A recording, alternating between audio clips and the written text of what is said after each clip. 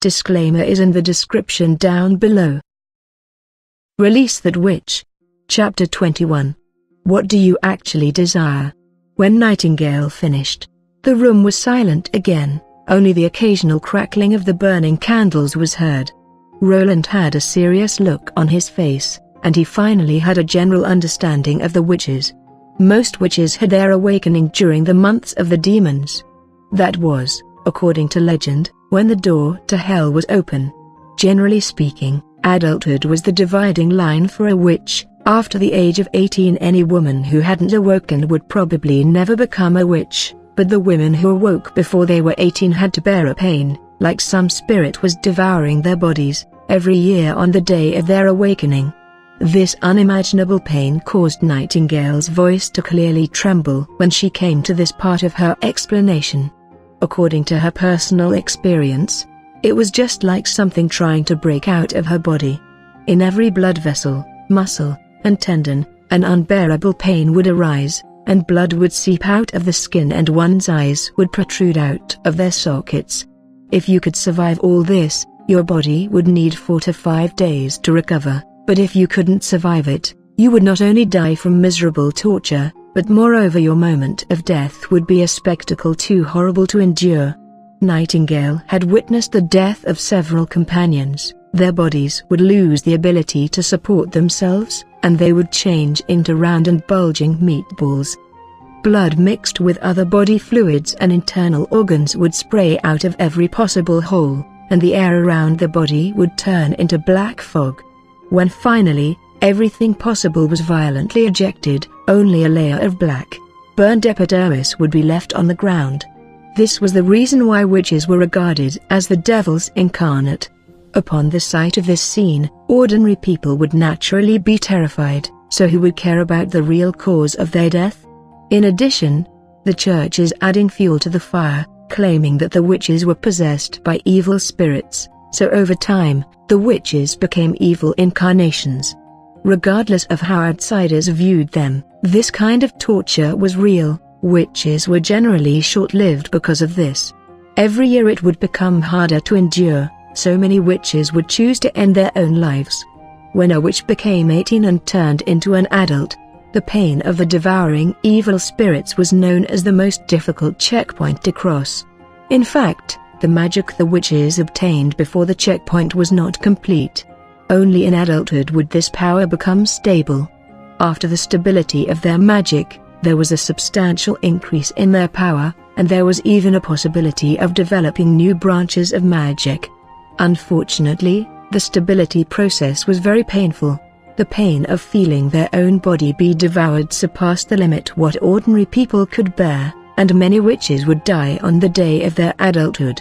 Roland, after listening to this explanation, was silent for a long time. He only whispered, "In ancient books it is recorded that witches at the Holy Mountain get eternal peace, without having to suffer the demon's torture. Is this really true? No one knows this, because the Holy Mountain has only appeared in legends. But if we take them to the camp of the Witches Cooperation Association, their chances of survival will be much greater. If the witches didn't need to hide ourselves, if we could live freely, then the devouring pain of the evil spirits would be much weaker compared to the past." For a moment Roland was terribly upset.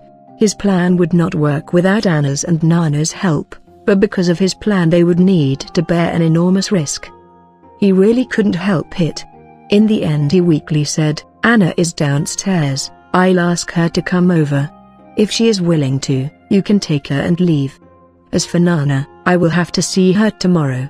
Thank you for your understanding. I really had the right impression of you." Nightingale stood up to express her gratitude. At this time Anna had yet to fall asleep, so when Roland went to get her, she was sitting properly at the table copying something. She looked surprised to see Roland. When she heard she had to go to the prince's room, Anna did not ask any questions and obediently followed him to his room. When she entered the room to find that there was a person there, the young girl was truly frightened.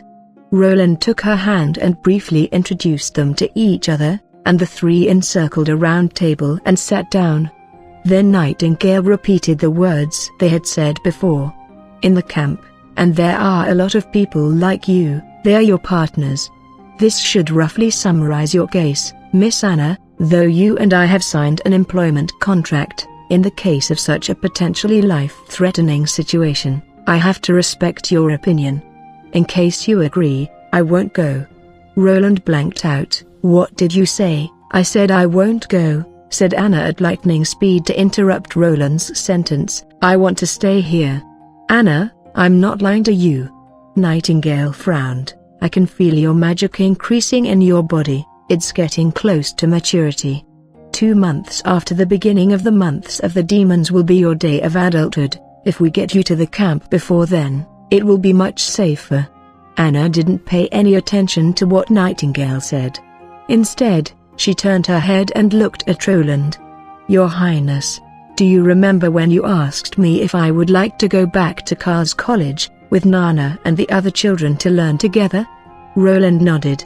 "I did not answer, but afterwards you spoke about living like a normal person, but I do not care about that," said Anna with her smooth and natural voice. "I just want to stay at your Highness' side, nothing more." Roland had thought that he understood Anna's personality before, but now he realized that he really did not understand her. Looking in her eyes, he couldn't read any emotions. There was no dependence, nor did she adore him. He couldn't see anything. He only could see tranquility all the way to the end. He remembered the scene when they met for the first time. At that time, she also had her calm expression. The difference now was that in this moment her face was full of life, just like a budding flower. She still didn't fear death, but right now she wasn't waiting for her execution like last time. "The devouring by evil spirits will not kill me," said Anna with confidence. "I'll beat it." Nightingale closed her eyes and took a deep breath. "Well, that's enough, understand? Will you leave alone, just like that?" Roland asked. "No, I have a good life here." She drew her hood over her head and stood up. "Anyway, before the end of this month the demon camp will not move." "Why?" Roland had a surprise. Did she also want to monitor them throughout the winter? "I think people who have not experienced the process of adulthood can't understand how dangerous it is. I myself was on the edge of death again and again. I also witnessed the death of my companions. When that day comes, I may be able to help her. If..." Nightingale shrugged her shoulders. "If she cannot make it, I also have experience in handling the funeral." She went to the door, and retrieved her own dagger. Then she turned to Roland and curtsied once again. "In that way, I have to say goodbye." And then her body gradually disappeared into the darkness, like mist. She didn't leave the slightest trace. Was this Nightingale's ability? Roland looked pensive. There was no sound or trace of her. He was simply a natural assassin. And from the first-hand view he got of her dagger-throwing technique, he concluded that she definitely had received training in it. Was the Witch Corporation Association not only gathering witches, but also developing their own force? Or had Nightingale already mastered these skills before she entered the Witch Corporation Association? Roland could not find any useful information from the relevant information of their organization and the memories of the former Roland, but he had the premonition that he would absolutely meet this organization again, as long as he stuck to his path of recruiting witches. "It's already late. You should quickly go back to sleep." Roland patted the girl's head. It was somewhat unexpected for him when Anna brushed his hand away and left the room without saying a word. When the door was closed, and the lights were cut off, she was enveloped by her shadow. She gently leaned herself against the door, and her lake-like eyes were no longer calm. Anna raised her arms to hide her face, and whispered with a barely audible voice, "Fool,